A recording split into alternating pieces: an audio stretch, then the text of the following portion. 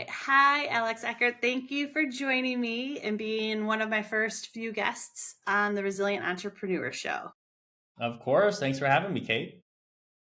You were recommended by your partner, Ali, and he's been on the show in a previous episode. And I know you are the founder of Slingshot Content. It looks like you've been an entrepreneur about 4 years now, right? That's correct. Yep. About 4 years. So tell us a little bit about your business. Yeah. So Slingshot Content is a B2B content marketing agency.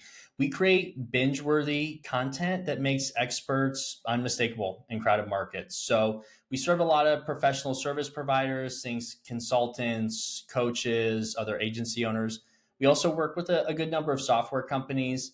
The big thing is we create content that people actually want to consume. So that way you can stand out in your marketplace, win more deals, have more trust, close deals faster, and run a bigger, better business.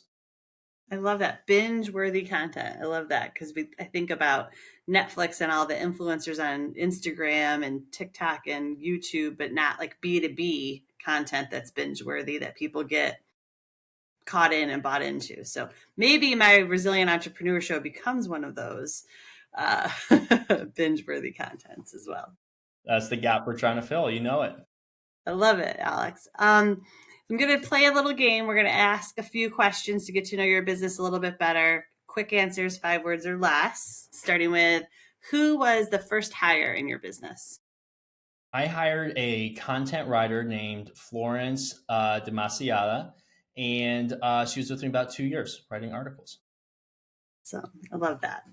And what is your best software tool that you are using today that you can't live without? Ooh, this one was tough. Right now for me, it's Spark Mail. It lets you manage multiple inboxes through one interface. It has some nice hotkeys to make getting through your email really quick. Now that I've gone to like a custom or more intentional mail client, I don't think I could go back. Wow. Okay. I might have to write that one down because I currently manage 5 inboxes. Not that it's a competition, but I'm using Outlook. So Spark Mail. I'm going to take notes. And what's your favorite AI tool? Yeah, so I use Open Router. It lets you chat with all the different models in one window. So imagine you have Google Gemini, Claude, you know, OpenAI AI 4.0 all in one window. You can see what type of different responses they give you, pick the best ones, turn one off, turn another one back on. I love just having all of them because they're good at different things, and it's nice to have them in one place. I love that because I think that's what's missing for a lot of people's usage of AI right now is it's not all stitched together. There's not a lot of API and integration. So you're kind of always switching context. I use different AI tools for different parts of the business and different functions. And I'm always switching gears, right? And you lose part of the large language model is that training and that knowledge and the context that it is given to make good decisions. I like that. I use Perplexity not as much as ChatGPT because I have ChatGPT better trained on my learning large language models, but Perplexity for more market research, competitive analysis, learning. Like I feel like I lean on it only for that one function, maybe. So, all right, Interesting. I'm learning something already from you, Alex. Do you prefer to hire full time contractors, outsource projects, or fractional? If you can swing it full time, because I love building people up. I love seeing the development, helping people acquire new skills, being a stepping stone on their next big adventure. But of course, I do fractional work and contract work myself. And I think oftentimes it behooves the business to go that route. Start small, and then once you have the revenue coming in to afford the role full time, maybe convert later. But I agree. I think everyone used to want full time employment, and now freelance and fractional has picked up so much popularity for people to have multiple diverse income streams in their portfolio. And everyone's going fractional too. Yes, yes. All right. So I know you've been in business almost 4 years now. What is your proudest achievement as an entrepreneur or a business owner, and how did it happen? Yeah. So this goes back to what I said about hiring full time people. I started a business in 2022, and originally we were an SEO agency. This was pre ChatGPT, so I had a team of writers all over the world. I had full-time editor to, manage the content. And there was one writer on my team who she was putting in the time. She's putting in the effort.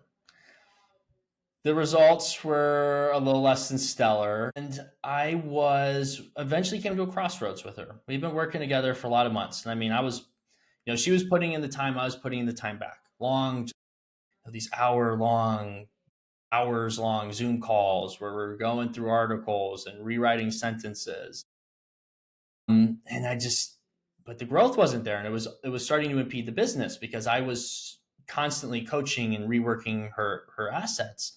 That we reached a crossroads, and I had made the decision to let her go, and I didn't feel good about it because I knew she was working hard, but that's what the business needed. Well, before I was able to have a conversation with her, a client came to me, and they wanted to expand the relationship and do some other things together. They want help with some LinkedIn posts and some more general content help, and I made kind of a risky decision. I said, okay, we'll do it. And I'm going to have this writer on my team. She's going to transition to your guys' account and she's going to own it. And I said it on the call because I really didn't want to let her go. I was scared to do it. And then afterwards, last ditch effort. Yeah. Exactly. Well, then I got even more nervous. I was like, I just promised a client, like it was a pretty big agreement we came to. And I was like, man, I just promised a whole lot of work and the person that's supposed to do it's been underperforming. I just made a mess for myself. And I was really worried.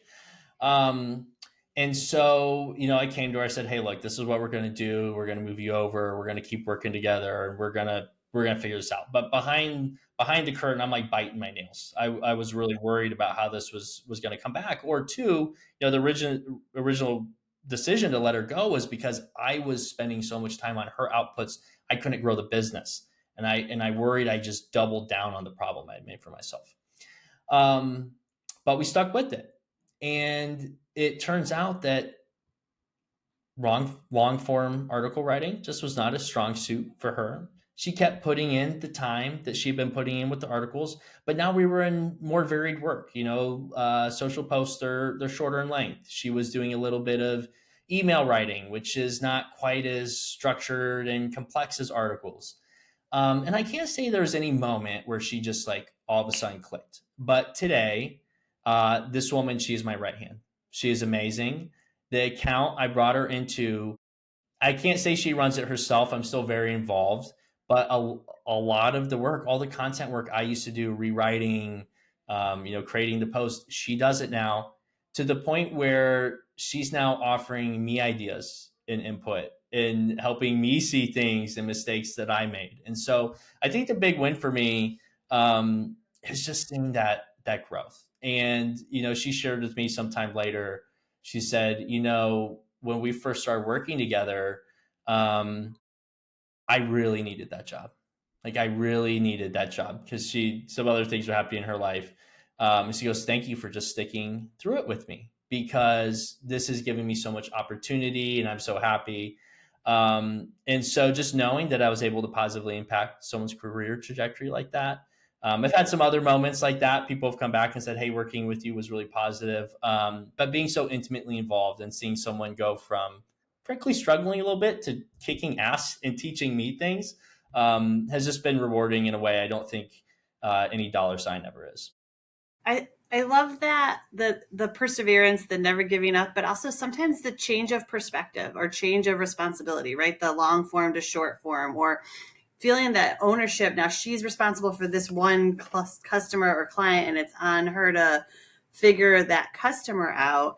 Sometimes just the change of the perspective, change of the room, change of the customer or the leader or manager is what triggers it and empowering it. And then because you didn't give up on her, she's now probably your longest tenured, most loyal, higher performing employee, right? And I think that's huge. And being there for people while they're going through the personal struggles shows your strong, thoughtful, intentional leadership style as well, because too many business owners, when the business is struggling, the team is small, would have made the choice to save the business. They would have made the choice like it's not profitable for me to continue to make this investment in this person. And you kept the human, empathy and the human in the conversation and in the discussion and decision. So I commend you for that thoughtful and intentional leadership too. Thank you, Kate. I'll add was one last detail. It was a hard decision at the time, and uh, I sold a motorcycle to keep enough money for payroll. I sold my bike. I didn't want to do it. It's a tough decision, but it's paid off many times over. So there was some personal sacrifice there, and I didn't know what was going on in her personal life, but it all works out. And at the end of the day, life's all about people, right? And the people you build up around you. Absolutely. Absolutely. Well, I thought that was a failure story, but it became a success story. I was like, we're starting with a success story, Alex. You're telling me about this struggling woman that you're putting on a PIP, but I see how you turned it around. So we also know that being a business owner is very challenging. That was a perfect story because it kind of hit both of them. And we know that there's no business that's just all, rocket ship growth fuel with no, all peaks, no valleys, right? So tell me about a mistake or a hard lesson that you had to learn during your growth journey of owning your own business. Yeah, absolutely. This is interesting because this is the flip side of the same story. We're going to go right back to when this story started, 2022. I founded the business, launched it as an SEO agency, and won two pretty sizable contracts. I mean, I was pretty proud of myself out of the gate. Was doing well. Income was growing. Had the whole team. Life is good. And that December, or maybe it was in November, ChatGPT comes out. Ooh, okay. Well, you got a team of writers all over the world, a full-time editor, and this thing will just spit out articles. But what does my business do now? Was Mm-hmm. a crisis I had. And at the time, there was a chorus on LinkedIn. LinkedIn loves to beat up on tactics every once in a while. SEO's dead, emails over, and like fashion, it always circles back. Eventually, what's old is new again.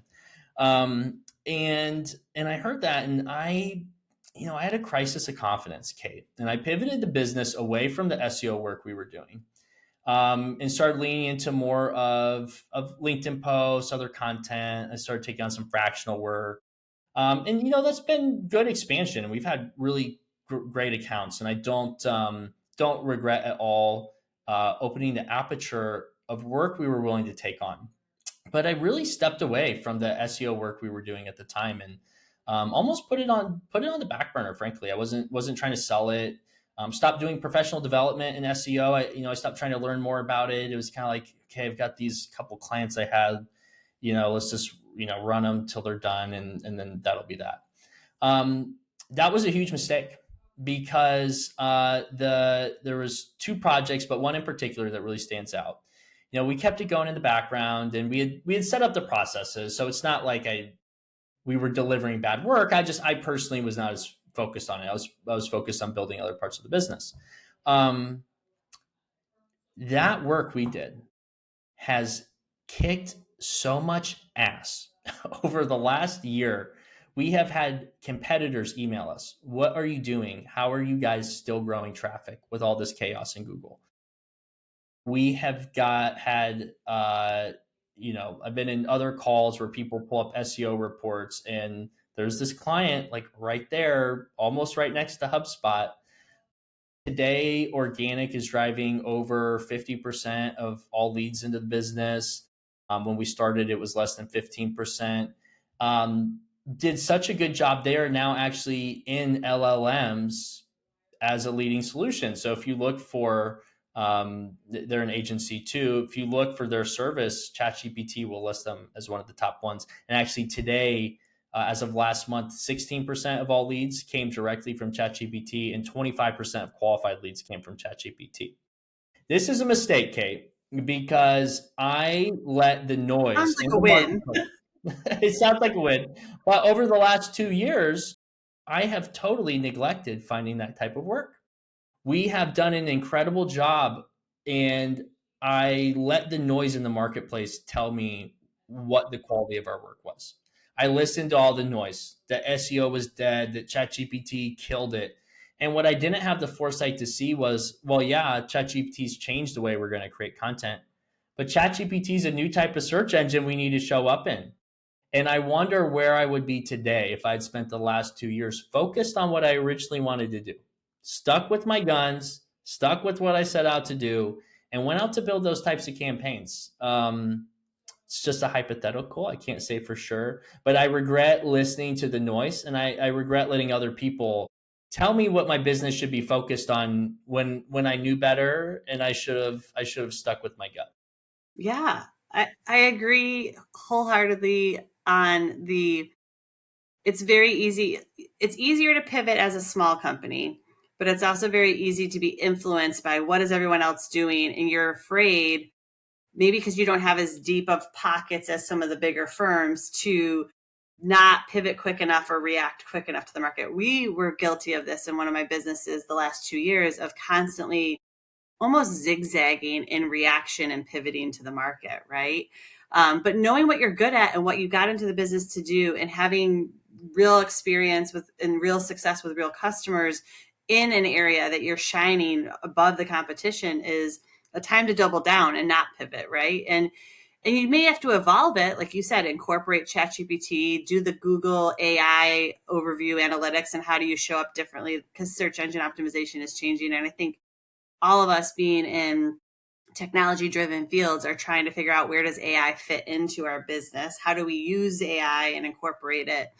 But also just think staying true to your strengths and knowing what you're great at and good at, and those customers. And now you need to find more customers that you can use this guy as your case study and do. But also, you've evolved it. It's not SEO anymore. I think the new word, and I'm not in your space, is like AIEO, or but it's performance that of AI. It's how is ChatGPT going to list your business and direct you as the answer, cite you as the answer to the question that the people are Googling or using ChatGPT for asking the question.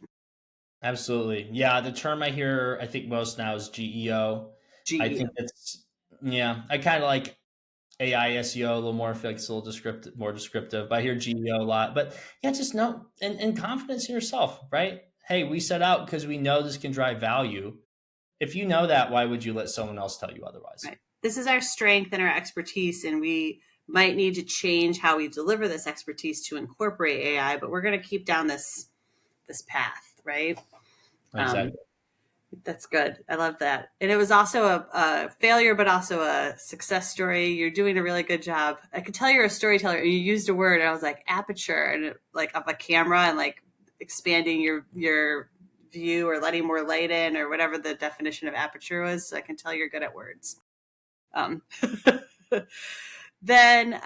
so what's next? So what about the future? We're going to play the same game as we did at the beginning. So shorter answers to these type of questions, but what is on your plan of how to grow your business this year? Yeah, absolutely. So I'm looking to take on one additional GEO project and see if we could, recapture the lightning in the bottle. But as you alluded to, I have a business partner, Ollie Whitfield. All everything happens for a reason, and we're very focused right now this year on creating that binge-worthy content for other service providers and agencies. Geo is one thing I want to do, see if we can, but very focused on serving that market with the binge worthy content we've been focused on. And maybe you'll get a customer that you can do both for. Maybe it's an and, That's not an true. or. What is one step that you're working on towards those goals? Yeah, so we are running a challenge for ourselves. We're making one micro video each per week around a problem that binge worthy content, video content can solve. So this is week 2. I've had to push myself a little bit to like create the content faster, move, get it out. But it's a lot of fun, and I'm excited to see what 13 weeks of compounding results can do for us. Oh, I love the competition amongst yourselves, internal, competition, and setting those challenging goals. That's the beauty of having partners in your business and not being a solo. Absolutely. You already kind of told me how you're planning on doing that with this little contest. So 13 weeks of content. We'll see how we'll see how it goes. Do you see any obstacles in your way? Ooh, yeah, absolutely. I think one thing right now that we're really trying to dial in is just the product. There are a lot of video styles you can make. There's some we're very comfortable with, but we're also trying to push into new ones. A talking head video is one type of output. A skit is another type of output. But if we're holding ourselves to the standard of binge-worthy content, we need to have a lot of arrows in the quiver. We need to have a lot of options to match the client's goals, to their style, to what we can output. And so right now we're really focused on how can we give ourselves more ammo? How can we have different styles that we can work with? And part of that is developing our own skill sets internally. So it's been it's a barrier. It's a challenge. It's been a fun barrier to tackle. Yeah. Drink your own Kool-Aid, right? You gotta be able to do the binge-worthy content if you're going to coach on the binge-worthy content to others. Exactly. Yeah. Have to drink your own champagne, right? Champagne's way better than Kool-Aid. Ah, now I'm going to take that one as a quote. And how can I help, Alex? Yeah. So I think there's two things you could do for me, Kate. One, I would love an emergency like on these videos. If you could send any engagement our way, that would be great. And I think the other thing too is if you know a founder or founders that are having trouble standing out in their marketplace, they have good ideas, a good product, but they're that tree in the forest that falls and no one hears it and they feel like their ideas aren't getting the attention they deserve. I would love to talk to them because I think that we could give them a microphone and help them get that message out into the marketplace. All right. I definitely am doing a lot of networking with other founders and entrepreneurs. So I'll keep that in mind of who I can send your way. I'm a big believer in connecting people, good people, to the right opportunities and the right companies. So well, thank you so much. This has been fun. And I appreciate you being open and honest and vulnerable and sharing your journey and your stories about being a resilient entrepreneur. Now that you've been on my show, who do you recommend for me to interview next? Yeah, so there is a great woman I think you should talk to, Karina Bell. Have you had her on yet?